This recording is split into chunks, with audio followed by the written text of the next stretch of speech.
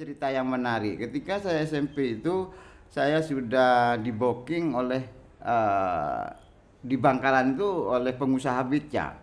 Bahwa pada saat itu beca di Bangkalan merambah banyak dengan produksi banyak dan itu dilukis, dihias. Jadi saya itu sudah di booking. Jadi begitu dia produk beca, saya datang. Di situ saya sehingga tidak masuk sekolah di situ. Kemudian selain saya mendirikan sanggar, juga saya mendirikan sebuah komunitas, yaitu namanya komunitas Terak Bulen. Itu pada saat zamannya Bapak Bupati Rafuet almarhum. Ya, di situ disupport itu sama Rafuet, disupport secara utuh untuk menyelenggarakan komunitas Terak Bulen itu, yang acaranya itu setiap tanggal 15 atau bulan purnama. Wah, oke. Jadi dijelaskan di gambar seperti apa? Ya, ini lukisan yang saya persiapkan nanti ketika saya mengadakan historis exhibition Madura, historis Madura ya. Jadi lukisan ini mengangkat tentang sejarah-sejarah Madura. Jadi khusus saya nanti pameran tunggal mungkin saya mengadakan di 7 titik, yaitu dari publik, pendidikan, pondok, mungkin di situ sasarannya Pak Irul. Assalamualaikum warahmatullahi wabarakatuh. Hai Sobat Pensaba, bertemu lagi di podcast Dimensi, dialog menarik dan berisi. Bertemu lagi dengan saya Aldo, dan di sini saya bersama partner saya yang super aktif, Deska. Nah, kali ini kita akan kembali lagi di podcast Dimensi setelah hampir 1 bulan lamanya ya. Kurang 1 bulan ya. Ya, karena kami menjalani sebagai tugas ya, utama kita sebagai pelajar. Ya, belajar ya. Belajar PTS. Kan, ya, PTS. Pas bulan kemarin juga kan full kayak ada KTS juga. Iya, pas terus ada acara Maulid itu Maulid Nabi ya, betul ya, juga. betul. Kita kembali dengan nuansa yang baru. Dan juga di sini kami mengundang bintang tamu spesial yang merupakan salah satu guru di UPTD SMP 1 Bangkalan dan juga seorang seniman di Kabupaten Bangkalan dan terkenal dengan jargon apa? Salbutnya. Nah, ini dia, yaitu Pak Hairul. Assalamualaikum Bapak. Waalaikumsalam warahmatullahi wabarakatuh. Bagaimana kabarnya Bapak hari ini? Alhamdulillah sehat walafiat. Nah, Bapak ini perlu diketahui ya, bahwasannya Bapak ini merupakan satu guru di SMP 1 Bangkalan. Nah, kalau boleh tahu nih Bapak mengajar apa di sini? Oh gitu ya. Ya, kebetulan saya di sini mengajar tentang seni budaya. Seni budaya. Ya, khususnya di rupa, yaitu lukis. Itu lukis ya. Dan juga kami dengar nih Pak dari guru-guru bahwasannya mural di keliling sekolah ini, ya Bapak yang melukis. Itu apakah benar Pak? Gimana Pak? Benar sekali. Keren berarti ya. Nah, kira-kira ya Pak, mural yang ada di sekolah itu Bapak tuh membuatnya tuh apakah dari ide sendiri atau ada inspirasi gitu Pak? Kalau mural di depan ini memang spontanitas. Ketika saya melukis itu ya muncul di tempat itu langsung. Jadi tidak terencana gitu. Ya awal aku ya dulu cerita, kalau misalkan dulu pertama daftar tuh lihat muralnya itu keren banget, dikira iya ternyata yang gambar itu gurunya sendiri ya. Betul. Iya. Ya. Awal mula Bapak kenal seni itu dari kapan? Oh gitu. Ya memang saya itu sejak kecil, sejak SD itu sudah suka sama seni. Khususnya yaitu di menggambar, coret-mencoret. Jadi ketika saya boleh bercerita sedikit tentang masa kecil saya itu di tanah itu sering gores gambar dulu tanah itu.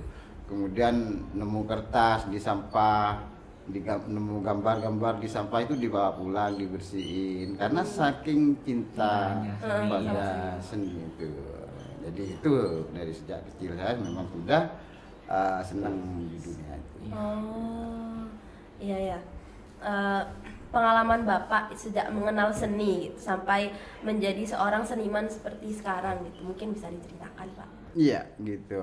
Pengalaman ya, di dunia seni ya memang saya tadi sudah dari SD itu sudah senang juga. Ketika SMP saya itu sudah dapat menghasilkan uang dari hasil seni itu sendiri, sehingga saya bisa beli buku sendiri, beli baju sendiri tanpa membebani orang tua. Alhamdulillah. Akan tetapi resikonya ketika SMP itu saya sering tidak masuk sekolah gitu.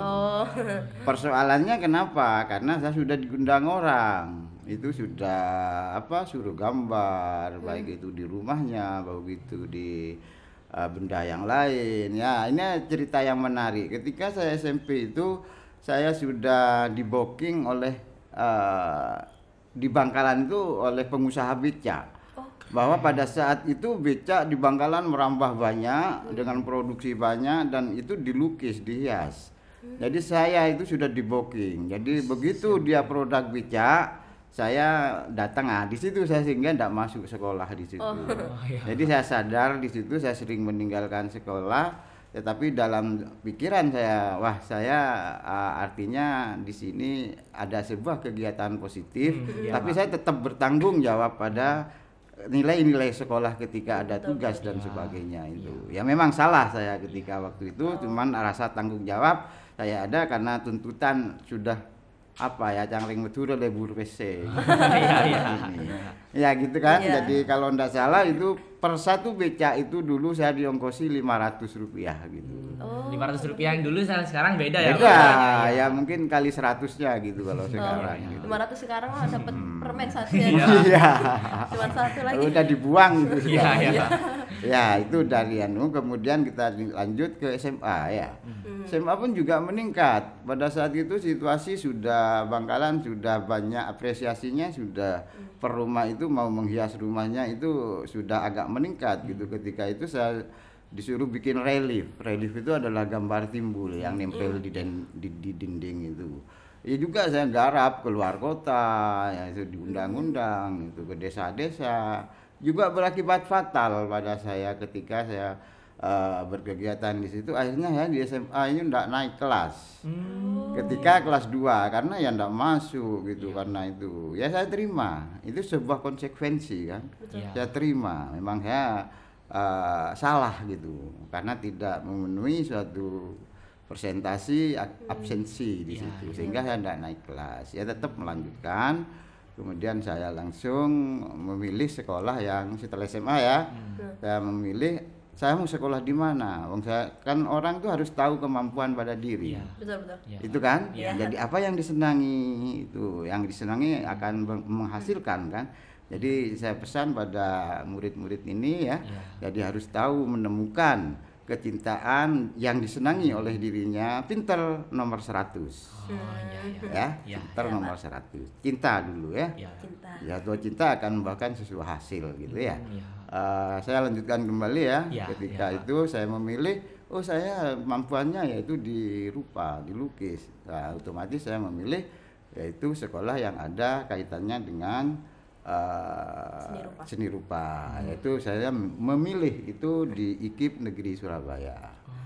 Yang sekarang UNESA kan. Dulu di Surabaya. IKIP Negeri Surabaya, institut. Sekarang jadi universitas. Jadi dulu lebih spesifik kan. Spesifik yaitu ke IKIP.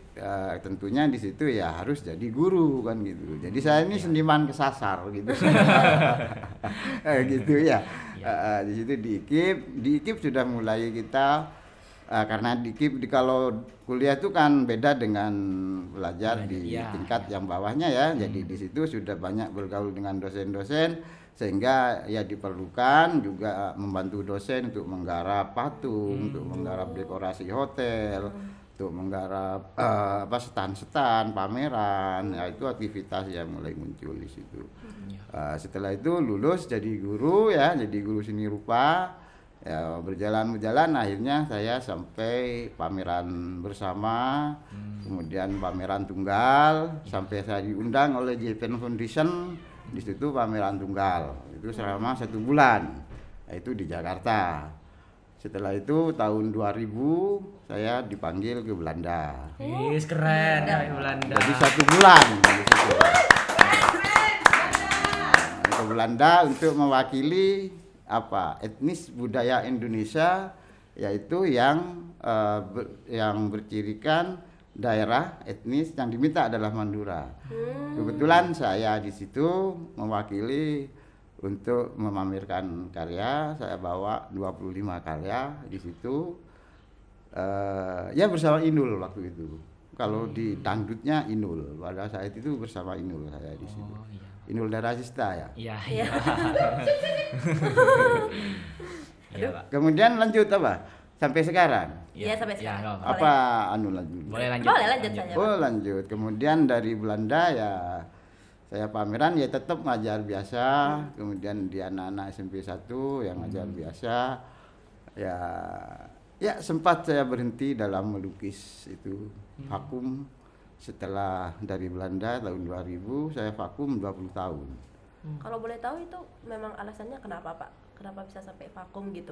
Iya, persoalannya saya mengalami dilematis gitu. Karena kalau seniman itu tantangannya kan berat. Iya betul. Idealnya harus tinggi. Iya. Ketika itu di sisi lain saya harus jadi guru. Saya meninggalkan murid beban kan gitu. Iya. Betul. Kemudian di situ saya ngambang akhirnya berpengaruh pada proses keseniman saya. Sehingga saya membekukan diri, tidak berproduksi, berkarya. Kemudian mulai tahun 2000 berapa ya? 2018 saya mulai lagi karena disadarkan oleh teman-teman, ayo Bangkalan kita angkat lagi.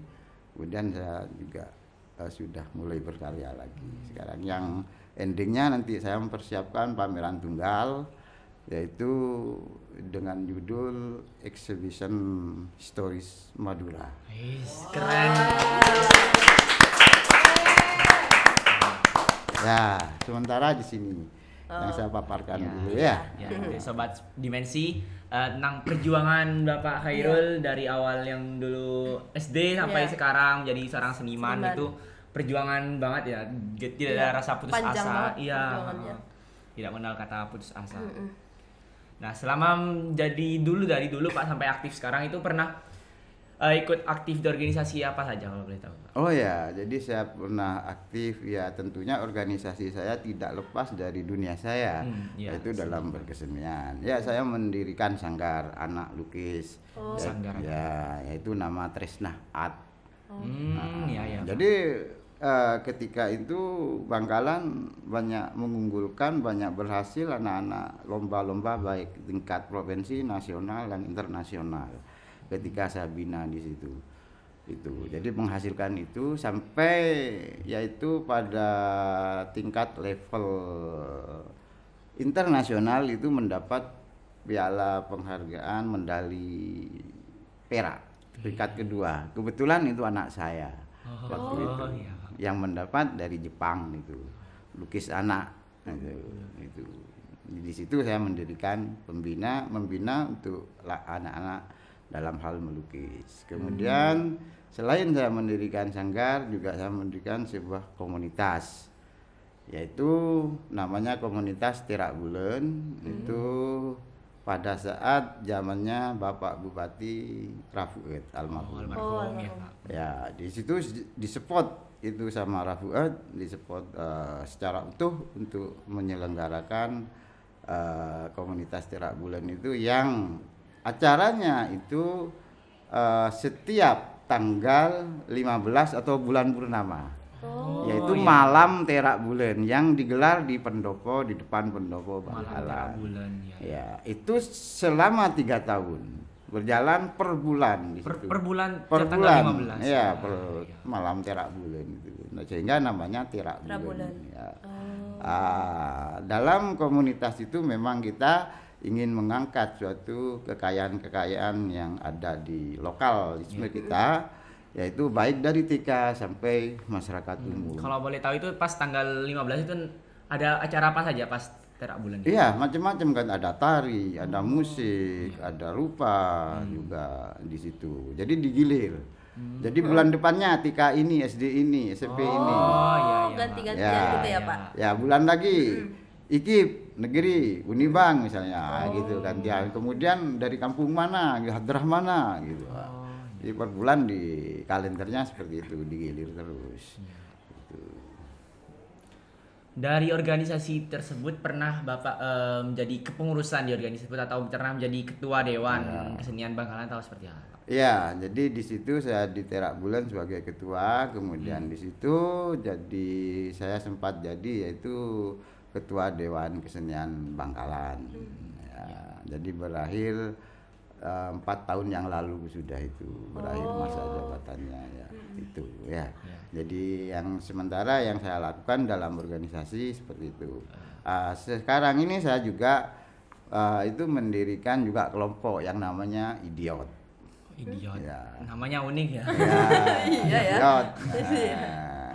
Mungkin ada pertanyaan, kenapa idiot? Iya, kenapa idiot? Alasannya kenapa kok idiot, Kak? Begini ya, memang idiot itu kesannya menggambarkan ada seorang ya, jadi mindset di masyarakat, idiot itu adalah di bawah intelijensi yang normal kan. Iya. Sebenarnya idiot itu mempunyai kelebihan bagi saya sendiri.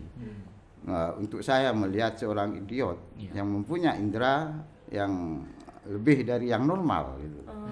Saya tertarik di situ, di kata-kata idiot itu karena sering dilecehkan gitu ya. Direndahkan itu ya. Padahal tidak ya, karena ini semuanya anugerah dari sana ya, kuasa ya. Maka untuk memakmurkan itu maka saya angkat nama idiot. Kebetulan itu kasusnya sama pada saat Ahmad Dhani ditangkap dengan idiotnya itu. Itu bersamaan dengan itu ya, yang mengatakan Ahmad Dhani idiot gitu. Itu ya. Nah, jadi idiot di sini memang bagi saya mempunyai nilai lebih untuk itu ya di situ. Jadi setiap orang atau setiap apapun itu ada nilai lebihnya. Jadi kita jangan melihat sisi kekurangannya saja gitu ya. Itu. Jadi saya tertarik di situ sehingga saya angkat nama idiot. Kemudian dari sisi lain bahwa saya melihat Bangkalan itu masih idiot. Ya mungkin Bangkalan idiot itu seperti apa menurut? Tapi mohon maaf aja ya, Bangkalan idiot itu di seni rupanya gitu. Bukan semuanya. Gitu ya. Di seni rupanya masih idiot, pemahamannya ya artinya masih belum betul-betul apakah seniman itu? Apakah melukis itu? Masih belum nyampe ke sana gitu loh. Maka saya akan angkat idiot di situ. Kenapa? Apresiasinya masih belum belum meningkat gitu loh, belum tinggi gitu loh. Sehingga saya angkat itu biar tidak idiot artinya. Jadi baik pelukisnya, baik itu masyarakatnya, baik itu pemerintahnya, biar tidak idiot gitu. Itu tujuan saya gitu ya. Oke, jadi itu latar belakang nama idiot. Bukan orangnya ya. Tadi kan kami sudah mendengarkan penjelasan Bapak kan ya, Dok. Tentang pameran itu kan. Iya, tentang pameran itu kan Bapak sudah pernah ke Belanda juga. Nah, selain dari Belanda itu Bapak tuh pernah pameran di mana saja gitu? Apakah mungkin pernah di mana kan di Indonesia gitu, cuman di mana Bapak daerah? Apakah Bapak pernah selain di Belanda juga kan ya, Dok? Oke. Ya, begini, memang saya terakhir itu pameran di Belanda. Setelah pulang dari Belanda, saya sempat katakan tadi terjadi kevakuman. Iya, betul. Kevakuman karena ada faktor yang tidak memunculkan ide-ide kreatif saya. Jadi saya pending dulu gitu. Ya. Kemudian barusan ini 2 tahun yang lalu saya sempat pameran bersama di Jogja. Di Jogja. Jadi di IP, Ikatan Pelukis Indonesia 2 tahun yang lalu gitu. Jadi setelah dari Belanda sampai tahun 2020 ya. 2 tahun yang lalu kan ya, Pak? Iya. Jadi saya ini yang terakhir ya, jadi pameran bersama di IP itu. Karena sempat saya vakum tadi, jadi selama itu tidak melaksanakan pameran-pameran, tetapi saya tetap melaksanakan bergerak pada bidang organisasi seni. Tetapi secara karyaan saya itu tidak produksi gitu loh, tidak produktif gitu loh. Gitu, ya. Jadi sempat vakum. Gitu. Nah itu kan tadi di luar Kota Bangkalan. Kalau misalkan di lokal sendiri itu mengadakan pameran di mana saja, Pak? Oh ya, jadi pada tahun berapa ya, 2020, 19-20 saya sempat mendirikan kelompok idiot di situ. Di situ saya sempat yaitu mengadakan suatu eksibisi, yaitu kegiatan tentang menampilkan sebuah karya, yaitu dinamakan dengan pameran ruang publik. Jadi memang saya tidak merencanakan suatu pameran yang harus di hotel, harus di tempat yang eksklusif dan sebagainya. Tapi tujuan saya pada saat itu adalah bagaimana mengenalkan sebuah karya seni, khususnya lukis itu pada publik. Jadi apa adanya. Sehingga saya digelar beberapa karya dengan teman-teman itu 8 teman-teman ya. Di situ dengan ukuran berapa itu 170 kali 130 besar itu per orang. Ya, besar banget. Per orang satu. Saya tuntut satu untuk menampilkan dengan tema yaitu hujan di seluruh dunia. Temanya itu hujan di seluruh dunia.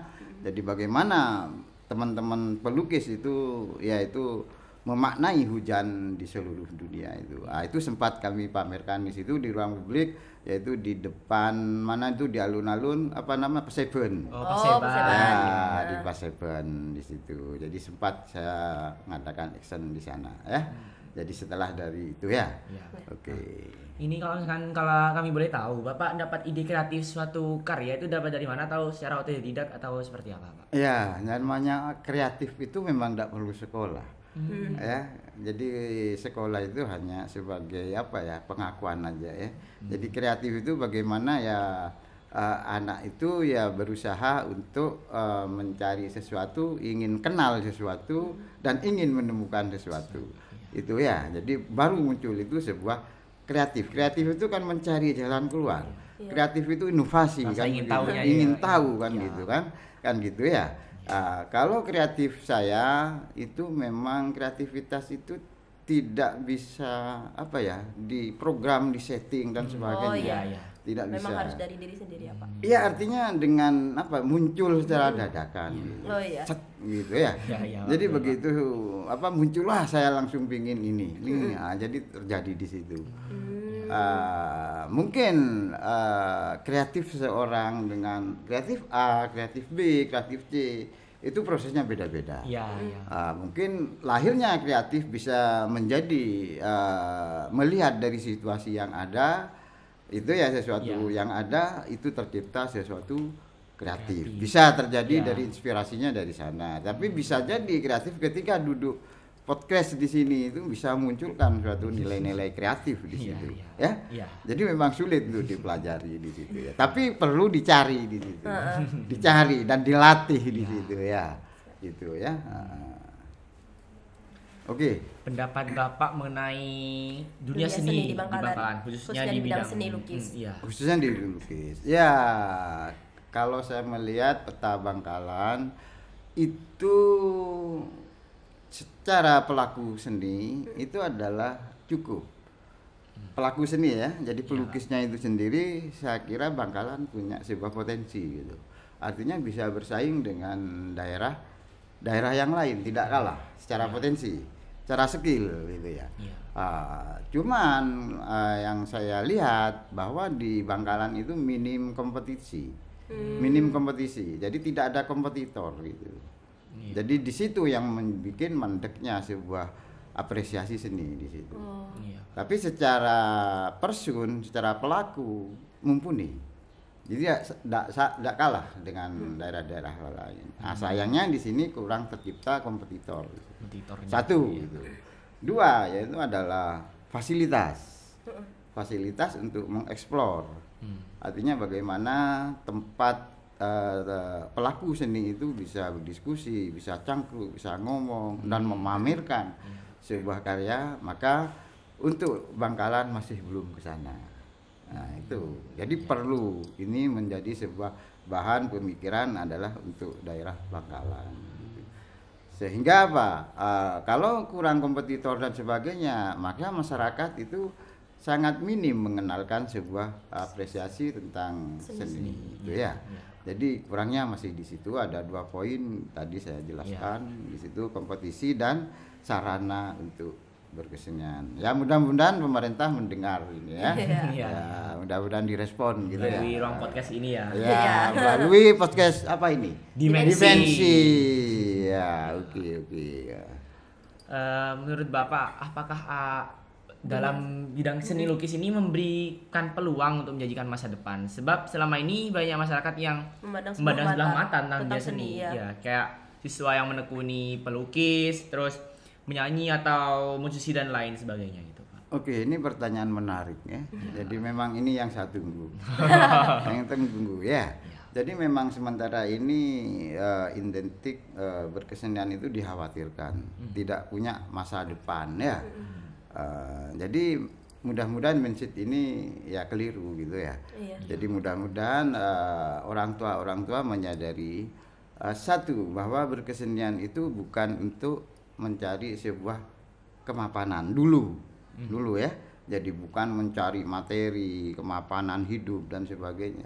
Tetapi kesenian itu selalu melekat pada tiap individu manusia. Nah, ini yang perlu kita bongkar dulu ya. Bahwa kita sehari-hari itu tidak lepas dari yang namanya kesenian. Contoh saja, ketika kamu mau sekolah, minimal kamu bercermin kan? Iya. Itu apa? Kan berkesenian itu, karena keindahan, ingin tahu keindahan. Bagaimana bibir saya? Apakah pantas saya beri gincu hitam atau dan sebagainya? Itu kan tiap hari melekat. Bagaimana jilbab saya? Itu kan kesadaran di situ. Ini adalah berkesenian itu. Ya kan? Salah satu contoh berkesenian, bahwa estetika di situ dipunyai setiap individu. Jadi sangat perlu ketika kita bangun estetikanya, bukan intelektualitasnya atau ya. Jadi sisi estetikanya dibangun ya. Bagaimana bayangkan Anda kalau dunia tanpa berkesenian? Bagaimana membangun masjid tanpa mempertimbangkan nilai estetika? Karena dilihat dari kehidupan sehari-hari juga setiap kita kegiatan melakukan ada kesenian gitu ya. Jadi kan di sana kan jadi sangat luas begitu. Sekarang dikaitkan dengan sebuah masa depan. Di situ kita sayangkan memang itu ya. Banyak yang khawatir, wah untuk apa melukis toh, wah untuk apa menyanyi toh, wah untuk apa menari toh, tidak dijamin masa depannya itu. Ya, memang banyak yang gagal dalam dunia itu ya, banyak yang gagal, tapi banyak juga yang berhasil, yang punya berlimpah materi secara kekayaan pelaku seni itu ya. Banyak juga. Jadi imbang saya kira. Sekarang tergantung bagaimana manajemen karyanya itu. Gitu loh. Sekarang kan masuk pada dunia seni memang itu harus diperhitungkan benar. Memang idealis pada dunia seni itu sangat berat betul. Ketika itu kalau memang tidak kuat jangan masuk ke sana. Jadi biar tidak gagal. Tapi yang kuat di situ ya berhasil kok. Ya seperti Basuki Abdullah, seperti Bapak Afandi ya. Itu kan pelukis-pelukis Sujoyono dan sebagainya ya. Itu berhasil semua ya. Itu kan juga kaya semua itu. Ya sekarang Nasirun itu yang di Jogja itu ya, jadi itu punya uangnya datang sendiri, enak lah kalau sudah jadi. Memang penuh perjuangan gitu loh. Memang yang harus dicari. Menyerah juga ya. Iya, memang berat, kompetitor juga banyak dan belum lagi permainan yang lain gitu ya. Yang penting kita menemukan diri lah, karakter diri kita tahu gitu loh. Kita cari di situ ya. Jadi di situ. Jadi saran saya untuk siswa itu ya. Jadi ayolah kita cari siapa saya, siapa diri saya. Apa yang saya mampu gitu loh. Ketika itu ketemu, itu mudah ke depan dan itu terus dikembangkan. Ketika Anda senang menjahit, tekuni jahit itu. Tekuni, jangan pindah jahit itu. Dan dia akan menjadikan profesor jahit nanti. Ya kan? Tekuni. Salah satu contoh seorang Jepang tahu apa seni melipat kertas itu namanya origami. Origami itu ada sebuah orang atau pemuda yang sehari-hari melipat kertas itu kerjanya itu. Ternyata berapa? Karena dia menguasai betul teknik lipatan. Itu kalau kita pandang untuk apa sih? Menghasilkan apa sih kerjanya? Kan gitu kan? Kan tidak ada hasilnya melipat itu. Ternyata apa? Sekian tahun dia dipanggil oleh NASA. Ya, orang itu karena keahlian melipat.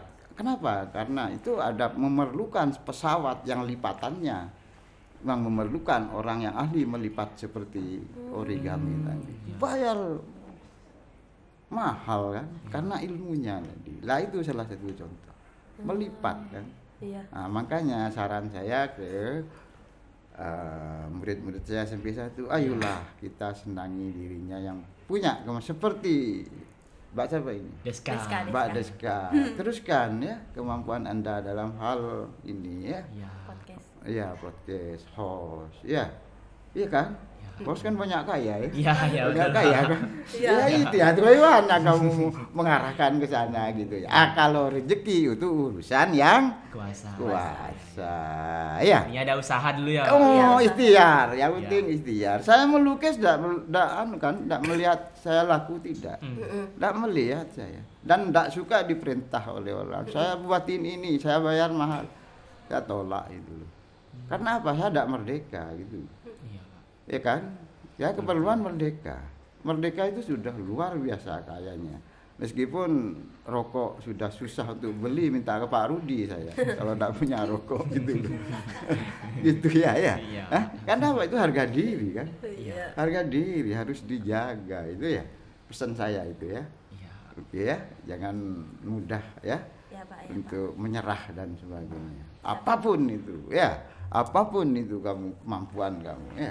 Iya. Itu. Nah, itu pesan dari Pak Khairul bagi sobat Falsafah, Ya, jangan betul. pantang menyerah dalam melakukan sesuatu. Iya. Selagi masih bisa dicoba, coba. Iya, betul. Karena kesuksesan itu dari kita sendiri dan juga ada di tangan yang kuasa juga. Yang penting kan usaha dulu ya. Iya, betul. Jadi Bapak kan di sini sebagai guru seni budaya kan ya Pak. Dispensa Bayi ini tuh menurut Bapak apakah banyak siswa yang memiliki potensi di bidang seni lukis atau gimana gitu Pak? Ya, jadi menurut pandangan saya itu banyak mempunyai. Setiap individu itu bisa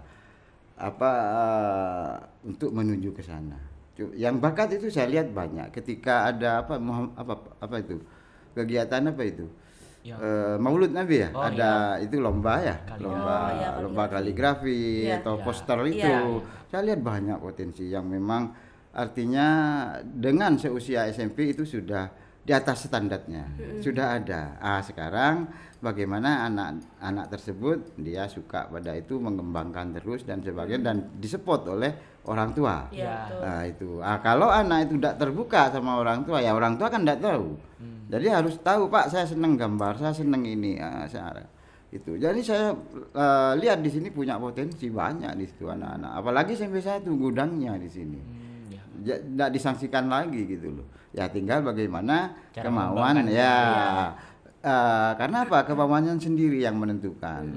Begini. Jadi orang yang berhasil itu kalau menurut Pak Irul, anak yang berhasil itu menurut saya pernah membuktikan ketika dua anak itu dalam dunia seni ya, dua anak masih kecil itu satunya bakat lukis, satunya bakatnya itu setengah, tidak begitu bakat, tapi kemauannya keras, yang satunya kemauan tidak ada, tapi punya bakat yang luar biasa. Anak yang satu si A itu, si B itu adalah anak yang setengah bakatnya asal bisa gores saja, tapi kemauan ingin tahu itu ada. Itu membuktikan sendiri Pak Irul. Ketika Pak Irul melihat, ternyata saya jadikan bukti bahwa yang berhasil yang mana ini, dua anak ini, ternyata anak yang mempunyai setengah bakat dengan kekuatan kemauan yang keras ini menjadi juara nasional lukisnya. Karena apa? Dia tekun, ingin tahu. Jadi kesimpulannya adalah bakat itu 10% ya. Jadi kemauan 90% ini akan jadi yang ini. Tapi bakat 90%, kemauan 10% jatuh enggak jadi itu. Iya. Jadi tinggal bagaimana merubah ini ya. Apalagi takut dengan dihantui, ditakut-takuti tadi, tidak ada jaminan masa depannya. Iya. Kata siapa harganya triliunan lukisan itu. Sekarang termahal itu punyanya Picasso, Leonardo da Vinci itu sudah mencapai 5 triliun kan harganya. Bayangkan uang 5 triliun. Itu kan satu karya itu.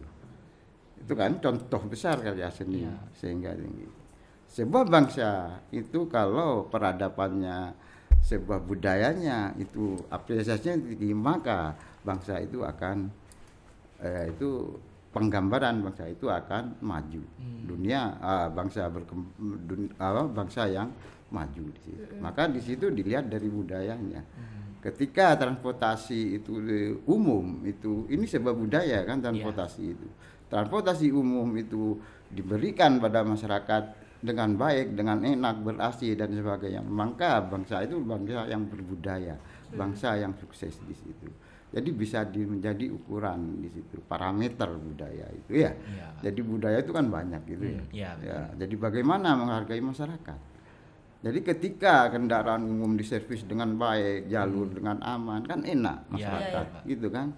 Nah sekarang mari kita berpikir Bangkalan ke depan, ya tugas Anda itu untuk menciptakan itu ya.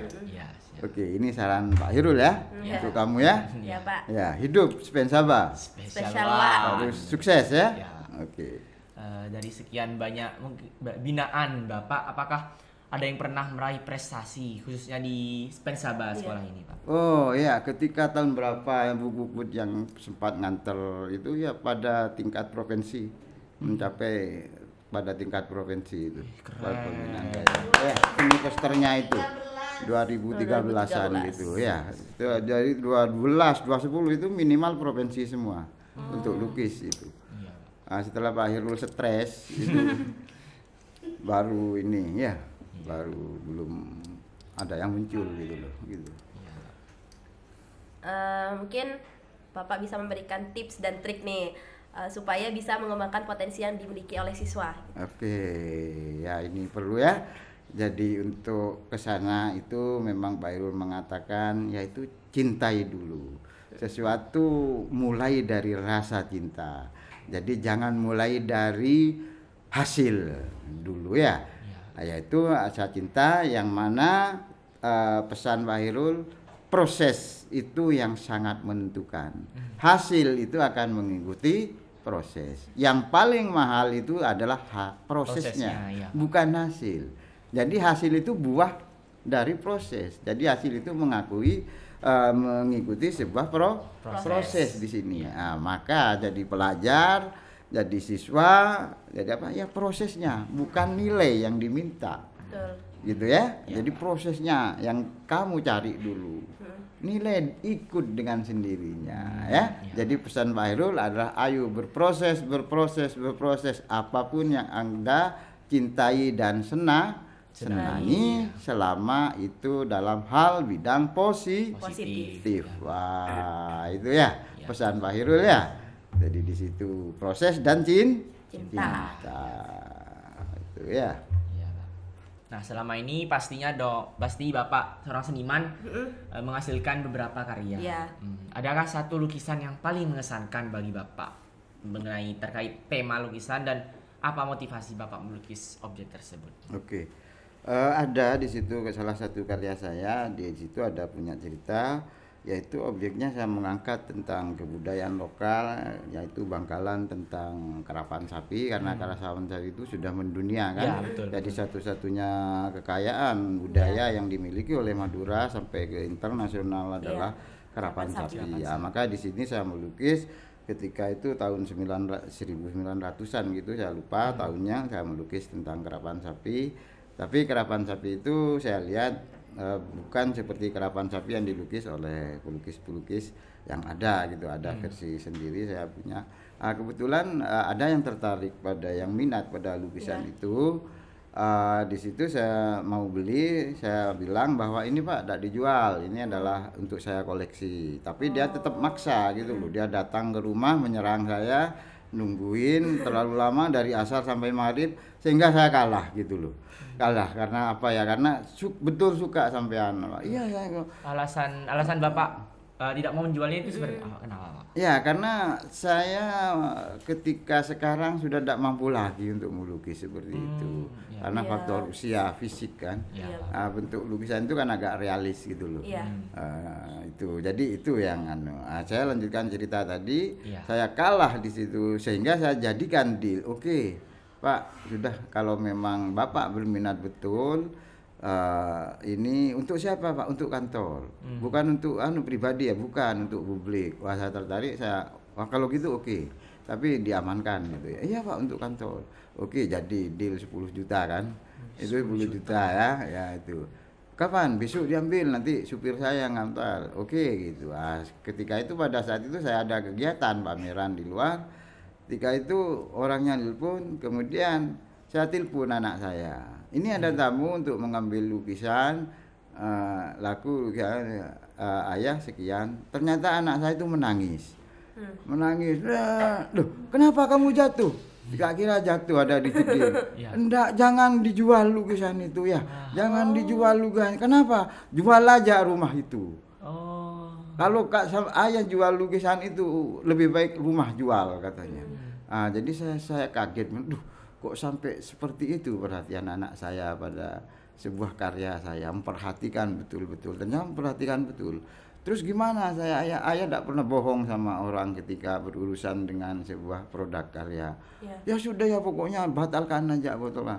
Sehingga ayah minta maaf, Pak Irul minta maaf, telepon orangnya, "Duh Pak, ini ternyata anak saya keberatan, nangis ini mohon maaf Pak Pak, saya ya serius untuk dibatalkan karya itu." Oh gitu Pak Irul, iya anak saya nangis ini ya, sehingga terjadi itu ceritanya seperti itu gitu loh. Itu ya, jadi yang saya garis bawahi bukan apanya, tapi sebuah sikap kepedulian cinta terhadap benda yang tidak bernilai itu ya, sehingga dia lebih baik rumah aja sampai bilang rumah karena saking beratnya dengan karya itu gitu loh. Itu menarik gitu sampai sekarang ada itu di rumah itu ya. Nah, dan juga kami dapat kiriman Pak dari admin. Salah satu lukisan Bapak yang ini, gambar ini. Oke. Wah, oke. Ini jelaskan ini gambar seperti apa? Ya, ini lukisan yang saya persiapkan nanti ketika saya mengadakan historis exhibition Madura, historis Madura ya. Jadi lukisan ini mengangkat tentang sejarah Madura. Jadi khusus saya nanti pameran tunggal mungkin saya mengadakan di 7 titik, yaitu dari publik, pendidikan, pondok, mungkin di situ sasarannya Pak Irul. Jadi ini salah satu karya yang saya siapkan ini. Ini adalah yang belum tanyakan apa Mas? Ini gambarnya ini apa? Temanya ini judulnya. Iya, judulnya. Judulnya ini saya angkat menuju Majapahit. Menuju Majapahit. Kenapa menuju Majapahit? Mungkin ada sampean bisa punya itu tafsir atau apa, sehingga Pak Irul memberikan menuju Majapahit di situ. Ada suatu sampean bisa menerjemahkan itu menurut kamu. Kita tadi awalnya ngira ini ya di tengah. Iya, kayak ya apa ya Pak? Ya kayak patung dewa. Iya, kayak patung dewa ya kan. Memang ini simbol Majapahit kan. Memang simbol Majapahit itu punya tangan keempat kan. Gitu iya. Ya. Tangan keempat ya. Itu simbol dari lambang-lambang Majapahit. Kenapa? Saya ingatkan bahwa Madura itu adalah turunan dari Majapahit. Raja-raja Madura itu adalah turunan tetesan dari Majapahit. Maka saya mengingatkan itu jadi pada generasi muda untuk masyarakat ya.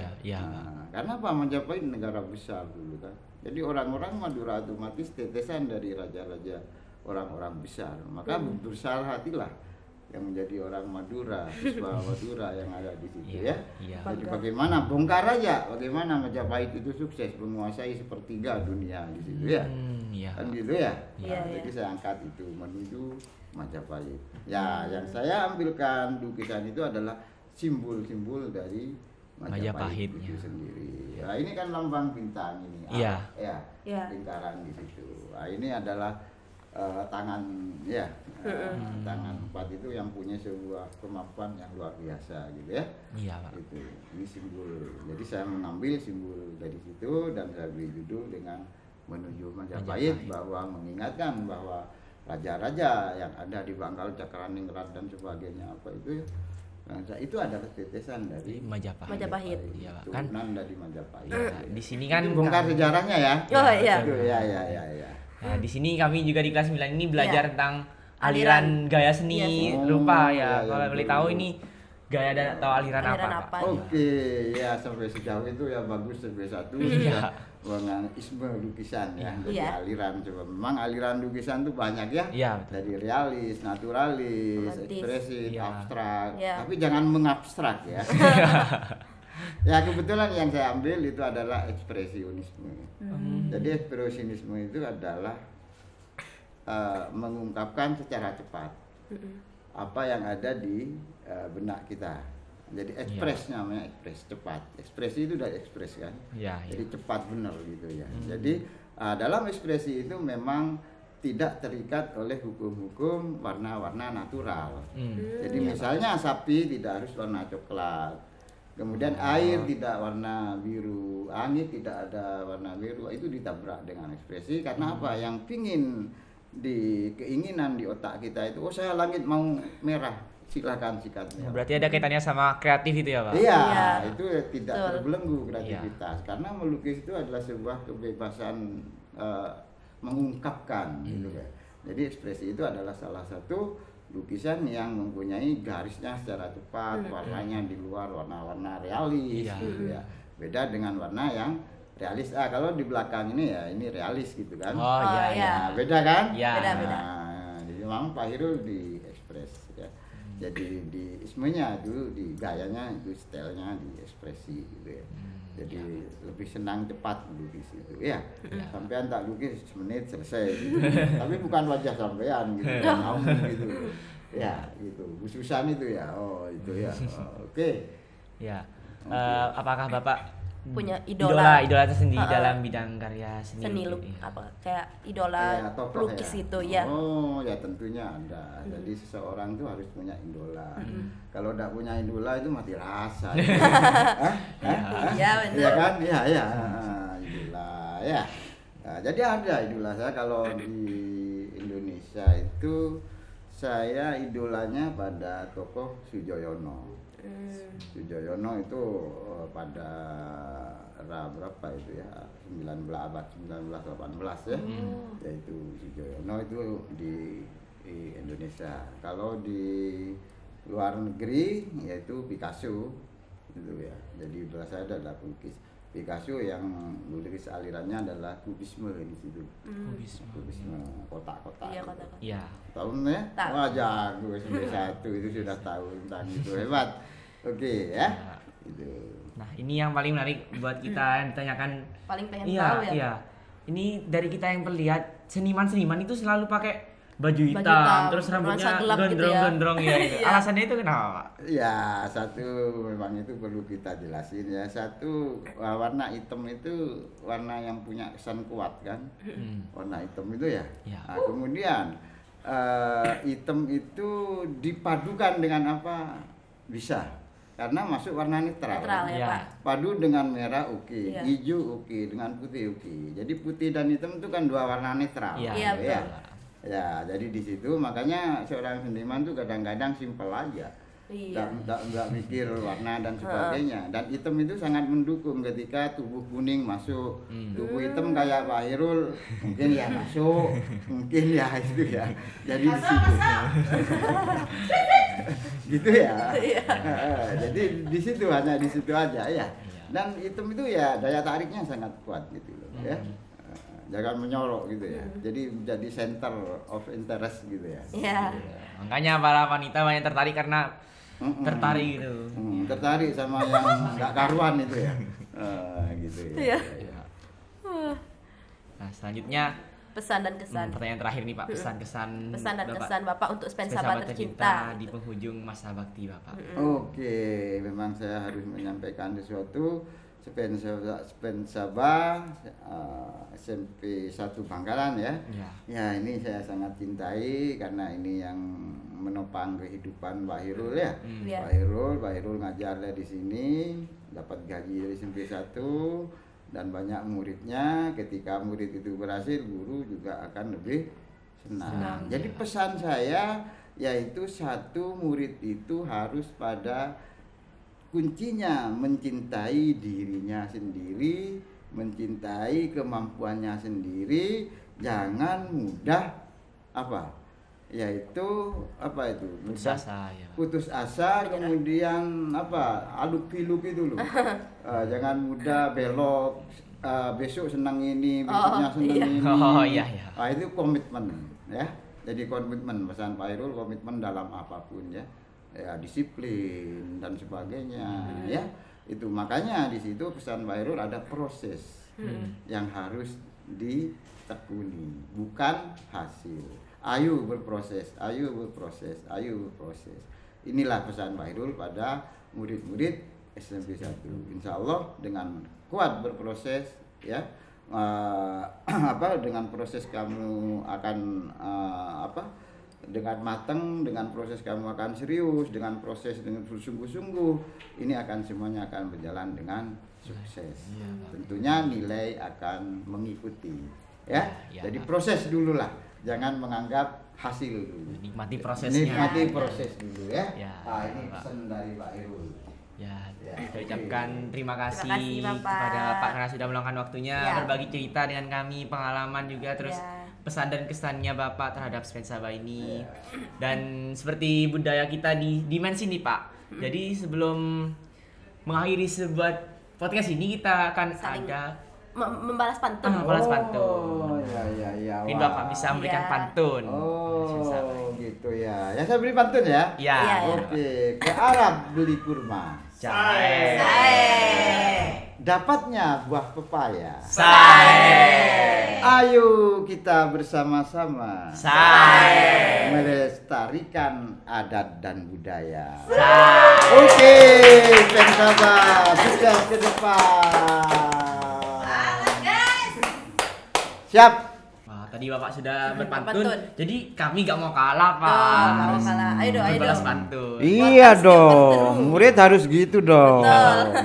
Lanjut. Iya. Ke pasar Seninan jualan roti. Sae. Belajar seni di bangku kayu jati. Oke. Selamat menjalani purna bakti untuk Bapak Hairul yang baik hati. Aduh, terima kasih banyak. Terima kasih untuk Bapak untuk dedikasinya kepada Spensaba kami tercinta. Semoga sehat selalu juga. Semoga sehat selalu selama Amin, masa bakti amin. tugas. Terus Sukses semoga juga kalau ada pamerannya Sukses Amin. juga. Dan jangan lupa ingat Spensaba juga. Oh, selalu, I love you.